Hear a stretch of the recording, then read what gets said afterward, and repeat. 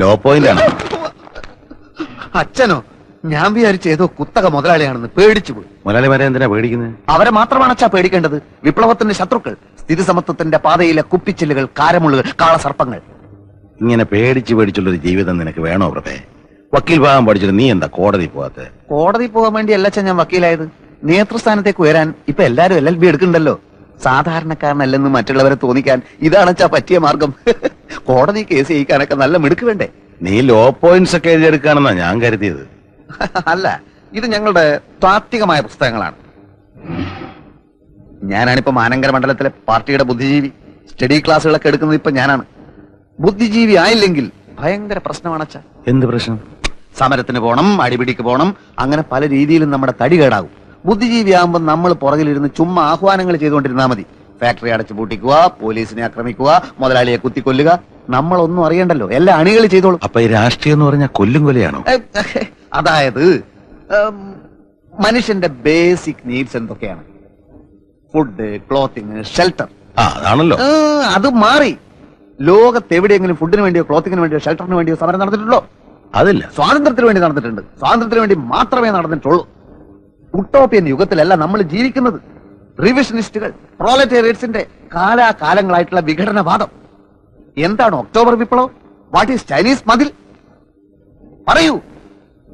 അച്ഛന് സംശയം തീർക്കാൻ ഞാൻ കുറച്ച് പുസ്തകങ്ങൾ തരാം കേട്ടോ.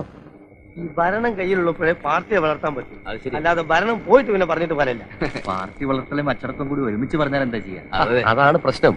പാർട്ടി എന്നൊക്കെ പറഞ്ഞാൽ കുറച്ച് അച്ചടക്കമൊക്കെ വേണമെന്നാണ്. പ്രസിഡന്റ്, ഈ ചൂട്ട് എന്താ ചെയ്യണ്ടേ? ചൂട്ട് നീ കുറേശ്ശെ തിന്നോ. കുത്തി കിടത്തടായി. ഒരു ചൂട്ട് എന്തെന്ന് അറിഞ്ഞുകൂടാത്തവനാണ് ജനസേവനത്തിന് ഇറങ്ങിയിരിക്കുന്നത്. ഇതായിരിക്കും KRPയുടെ അച്ഛൻ. അച്ഛന് മനസ്സിലായില്ലേ? KG പൊതുവാൾ ഞങ്ങളുടെ മണ്ഡലം പ്രസിഡന്റ്. എന്ത് ചോദ്യാണ്? അറിയാണ്ടിരിക്കോ? പ്രത്യേകിച്ച് മാനങ്കര മണ്ഡലത്തിലൊരു വോട്ടർ. നമ്മുടെ പേരെന്താണ്? രാഘവൻ നായർ. മിസ്റ്റർ രാഘവൻ നായർ. ഈ പയ്യനുണ്ടല്ലോ KRP, മിടുക്കനാ. ഇവൻ വലിയവനാകും. ചൂട്ട് കത്തിക്കട്ടെ. ഞങ്ങള് ഒരു വലിയ സന്തോഷ വാർത്ത അറിയിക്കാനാണ് ഈ രാത്രി ഇങ്ങോട്ട് വന്നിട്ടുള്ളത്. എന്താണാവോ? INSPയുടെ ഭാരതയാത്രാ ഫണ്ടിനുള്ള പണപ്പിരിവ് ഉടൻ തുടങ്ങിയ. അത് സാരല്ല, 5000 10,000 എത്രയാണെന്ന് വെച്ചാൽ KRP ഏൽപ്പിച്ചാൽ മതി. അതല്ല ഞങ്ങൾ പറയാൻ വന്നേ. യശ്വന്ത് സഹായിച്ചാണല്ലോ ഭാരതയാത്രാ സംഘത്തിന്റെ നേതാവ്. ആരാ? കേട്ടിട്ടില്ലേ? INSPയുടെ ക്യാമ്പയിൻ ജോയിന്റ് സെക്രട്ടറി യശ്വന്ത് സഹായിജി. ഞാൻ കേട്ടിട്ടില്ല. അച്ഛൻ കുറെ കാലം തമിഴ്നാട്ടിലായിരുന്നല്ലോ. അതുകൊണ്ട് തമിഴ്നാട്ടിൽ ജീവിക്കുന്നവർക്ക് ഒരു അഖിലേന്ത്യാ നേതാവിനെ കേട്ടൂടെ? മിസ്റ്റർ നായർ, ഇനിയെങ്കിലും ഞങ്ങളുടെ നേതാക്കന്മാരുടെ പേരുകളൊക്കെ ഒന്ന് ബൈഹാർട്ട് ചെയ്യാൻ ശ്രമിക്കൂ. കത്തിക്കട്ടെ. കൊണ്ടുപോടാ അവിടുന്ന്. അപ്പൊ മിസ്റ്റർ നായർ, അഭിവന്ദ്യനായ സഹായിജി ഈ മാനങ്കരയിലും ഒരു ദിവസം തങ്ങുന്നുണ്ട്. അന്നേ ദിവസം അദ്ദേഹത്തിനുള്ള ലഞ്ച് ഈ വീട്ടിൽ തന്നെ കൊടുക്കണമെന്ന് KRP ഭയങ്കരമായി അപേക്ഷിച്ചുകൊണ്ടിരിക്കുകയാണ്. ഈ ലഞ്ച് തട്ടിയെടുക്കാൻ ഞങ്ങളിൽ തന്നെ പ്രമുഖരായ പലരും കളിക്കുന്നുണ്ട്. നിങ്ങൾക്ക് ഭാഗ്യമുണ്ടെങ്കിൽ സഹായിജി ഈ വീട്ടിൽ നിന്ന് ഉണ്ണും. അച്ഛാ, അങ്ങനെ വല്ല വീട്ടിൽ നിന്ന് ഉണ്ണുന്ന ആളല്ല സഹായിജി. അല്ല പിന്നെ സഹായിച്ച് ഇവിടുന്ന് ഉണ്ണണേ ദൈവത്തോട് പ്രാർത്ഥിച്ചോളൂ. ഞാനും ശ്രമിക്കാം. അപ്പം മറ്റേ KRP, ഓ, ഇനി ചൂട്ട് കത്തിക്കാവോ? നിന്റെ ഒരു പണ്ടാറടിക്ക ചൂട്ട്.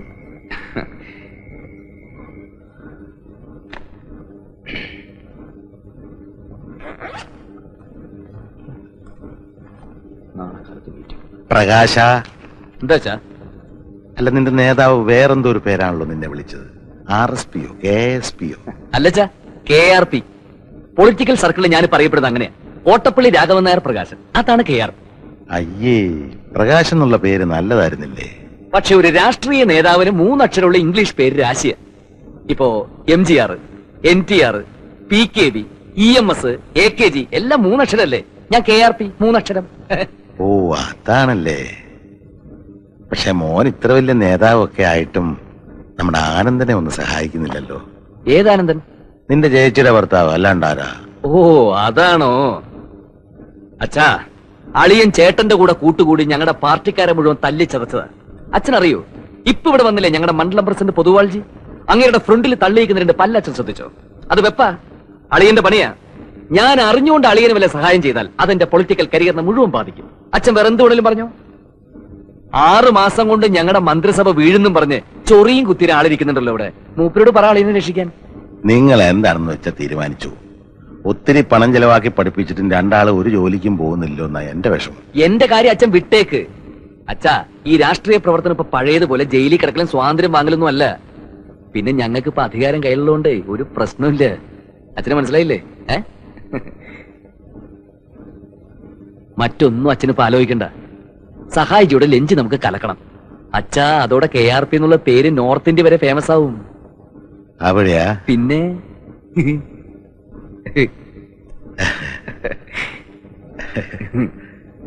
അവര് പറയുന്നത് മുഴുവൻ വിശ്വസിച്ചോ? എനിക്കെന്താ, ഫേമസ് ആകും അത്രേ. അവരെ എങ്ങനെങ്കിലും നിർബന്ധിച്ച് ജോലിക്ക് വിടാനല്ലേ ഞാൻ നിങ്ങളോട് പറഞ്ഞത്. എടീ, ഞാനൊരു കാര്യം തീർത്തു പറയാം. നമ്മുടെ മക്കൾക്ക് എന്നെക്കാളും നിന്നെക്കാളും ബുദ്ധിയുണ്ട്. നമ്മൾ മനസ്സിൽ കാണുമ്പോ അവർ മരത്തിൽ കാണും. നിനക്കറിയാവോ, ട്രാക്ക് മാറി ഓടിയ തീവണ്ടിക്ക് സ്വന്തം കുപ്പായ ഊരി കത്തിച്ച് സിഗ്നൽ കൊടുത്തവനാ ഞാൻ. അന്നത്തെ റെയിൽവേ മിനിസ്റ്റർ സീതാരാമയ്യ ഇങ്ങോട്ട് നോക്കിക്കേ, എന്നെ കെട്ടിപ്പിടിച്ച് പറഞ്ഞെന്താ അറിയോ? ബഹുത്തച്ച നായർന്ന.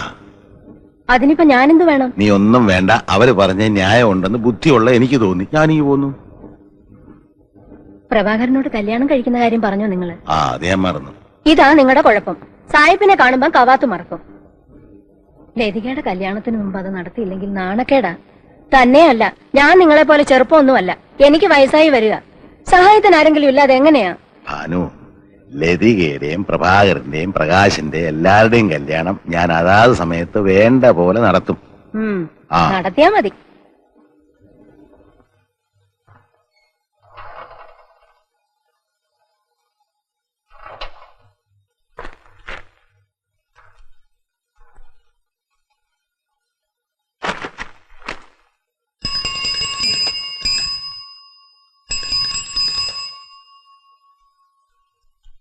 ആ, ഇതാ ബില്ല്. 360 രൂപയോ? അതെ, ഇപ്പൊ തരുന്നുണ്ടോ? നേരം പോയി സാറേ. നാളെ വരുമ്പോ പൈസ എടുത്തു വെച്ചേക്കണേ.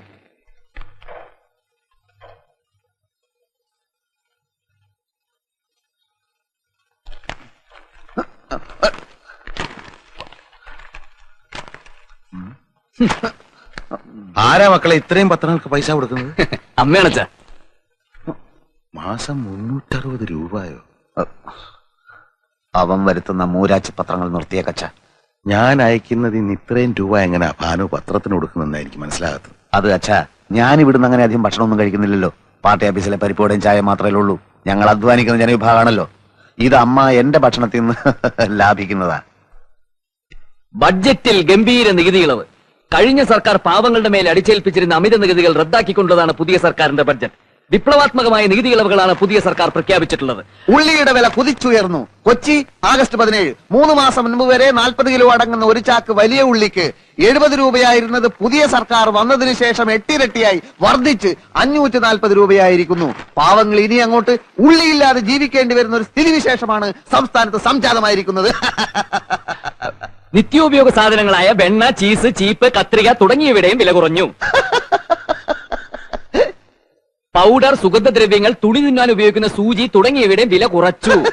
ഇനി ജനങ്ങൾക്ക് രാവിലെ ഉച്ചക്കും രാത്രിയിൽ ഇഷ്ടം പോലെ സൂചി വാങ്ങി തിന്നാലോ. അച്ഛാ, ഇത് കണ്ടോ? ക്രമസമാധാന നില ആകെ തകരാറിലായിരിക്കാണ്. പോലീസ് നിർവീര്യമായി നിൽക്കുക. പഴയ സർക്കാർ തന്നെയാണ് അധികാരത്തിലിരിക്കുന്നതെന്ന് കരുതിയാണ് പോലീസിന് യാതൊരു ജാഗ്രതയും ഇല്ലാത്തതെന്ന് മുഖ്യമന്ത്രി.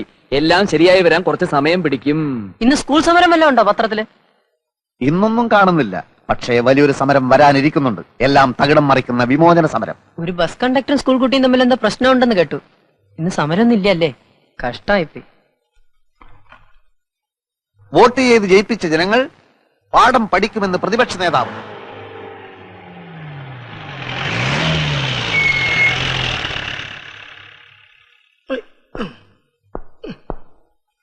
വരാനുള്ളത് വല്ല വിധേനയും വഴി തങ്ങുന്നു കരുതി. പക്ഷെ നടന്നില്ല. കാലിനെന്ത് പറ്റിയാണെന്താ? കാലിനെ പറ്റിയത് വെളിയിൽ നിന്നുള്ള കാഴ്ചയാ. ഷട്ടൂരിയാൽ ദേഹാസകലം നീലിച്ച പാടുകളാ. ദോഷം പറയരുതല്ലോ. വളരെ ബുദ്ധിപൂർവമായ നീക്കത്തിലൂടെയാ അവരെന്നെ പെരുമാറിയത്. INSPയുടെ ജാഥയ്ക്ക് നേരെ കല്ലേറുണ്ടാവുമെന്നും പ്രൊട്ടക്ഷൻ കൊടുക്കണമെന്നും സർക്കിൾ എന്നെ വിളിച്ചു പറഞ്ഞു. പക്ഷെ ജാഥയ്ക്ക് നേരെ കല്ലേറുണ്ടായില്ല, എനിക്ക് നേരെ ഉണ്ടായി. എല്ലാ ഏർപ്പാടുകളും ഇവര് തന്നെ ചെയ്തതാ. ഏറ് തുടങ്ങിയ പിന്നെ ജാഥ അക്രമാസക്തമാവുമല്ലോ. അക്രമാസക്തമായി. എല്ലാ അക്രമവും എന്റെ നേരേക്കായിരുന്നു എന്ന് മാത്രം. ഞാനും വിട്ടുകൊടുത്തില്ല. സർവശക്തിയും സംഭരിച്ച് ഞാൻ ഓടി. ഒരു തോട്ടി ചാടി. തോട്ടിലൂടെ 7 കിലോമീറ്റർ ഒഴുകിച്ചെന്ന് ഒരു കരക്കടിഞ്ഞു. സന്തോഷമായല്ലോ. താനും തന്റെ പാർട്ടിയിൽപ്പെട്ട സകല ഡൂക്ലികളും കാണിച്ചെന്ന എല്ലാവരെയും എന്നാൽ കഴിയുന്ന വിധം ഞാൻ തല്ലി. ഒരളിയനോട് ഇങ്ങനെ തന്നെ വേണം പെരുമാറാൻ. 6 മാസത്തിനകം ഈ സർക്കാർ നിലംപതിക്കും. എനിക്കിനി മേലും കീഴ് നോക്കാനില്ല. പ്രമോഷൻ, CM-ന്റെ സെക്യൂരിറ്റി ചീഫ് എന്തെല്ലാം പ്രലോഭനങ്ങളായിരുന്നു. നേര് പറഞ്ഞാ ഞാനിവിടെ വന്നത് നിന്നെ കാണാൻ വേണ്ടിട്ടാ. ഇടി വെട്ടിയവനെ പാമ്പ് കടിച്ചെന്ന് പറഞ്ഞ കൂട്ടത്തില് തല്ലും മേടിച്ച് സ്റ്റേഷൻ ചെന്നപ്പോ അവിടെ കിടക്കുന്നു മനോഹരമായ ഒരു ട്രാൻസ്ഫർ ഓർഡർ. കാസർഗോഡ് ജില്ലയിലെ ഏതോ ഒരു കാട്ടിലേക്ക്. പറയാൻ എനിക്ക് അർഹതയില്ല, എന്നാലും എന്നെ രക്ഷിക്കാൻ വല്ലതും ചെയ്യാൻ പറ്റുമെങ്കിൽ ചെയ്യാം. അല്ലേ ഞാൻ പോട്ടെ. ആനന്ദ നീ ഇരിക്കേ. ഇരിക്കാനൊന്നും നേരമില്ല അച്ഛാ, നാളെ ജോയിൻ ചെയ്യണം. ആനന്ദ ആനന്ദൻ മോനെ ലതയും കുഞ്ഞുങ്ങളും. അതിനെപ്പറ്റി ഒന്നും ചോദിക്കണ്ട, എനിക്ക് ഭ്രാന്തായി പോവും. ആ ആനന്ദ നീ പോവാണോ? ആ. ചായ എടുക്കണ്ടേ? വേണ്ട വേണ്ട, അയ്യോ നിന്റെ കാലിലെന്ത് പറ്റി? ഒന്നും പറ്റിയതല്ല. ഞാനേ ഒരു നാടകത്തിൽ ചട്ടുകാരനായിട്ട് അഭിനയിക്കുന്നുണ്ട്, അതിന്റെ റിഹേഴ്സൽ എടുത്തോണ്ടിരിക്കുക.